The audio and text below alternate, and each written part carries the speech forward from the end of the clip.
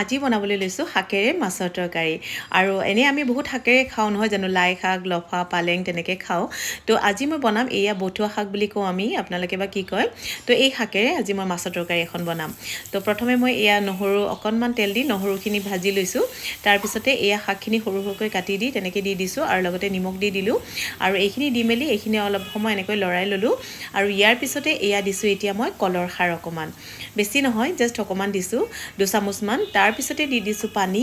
আৰু পানীখিনি দিয়াৰ পিছত ভালকৈ এয়া সিজি যাব লগে লগে সিজি যায় খাৰ দিয়াৰ লগে লগে আৰু ইয়াতে দিছোঁ আদা নহৰু আৰু পেষ্ট অকণমান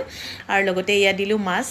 কেইটুকুৰামান তো তেনেকৈ দি মেলি এয়া এতিয়া অলপ সময় ভালকৈ উতলিবলৈ দিম আৰু আমাৰ বড়োসকলৰ ভাষাত এই তৰকাৰীখন হৈছে খাদ্দে খাৰী আৰু এই খাদ্দে খাৰীখন তৰকাৰীখন আচলতে বহুত কেইবিধ শাকেৰে মিক্স কৰি ৰন্ধা হয় কিন্তু মই অকল আজি এটা শাকেৰে বনাইছোঁ আৰু বথুৱা শাকেৰে খাই বেছি ভাল লাগে সেইকাৰণে বথুৱা শাকেৰে বনাইছোঁ তো এয়া মোৰ তৰকাৰীখনো হৈ গ'ল প্ৰায় তো তেনেকৈ এয়া এতিয়া নমাই ৰাখিলোঁ আৰু নমোৱাৰ পিছতে ইয়াতে দিছোঁ অকণমান কেঁচা সৰিয়হ তেল নিদিলেও হয় বাট মোৰ ভাল লাগে সেইকাৰণে দিছোঁ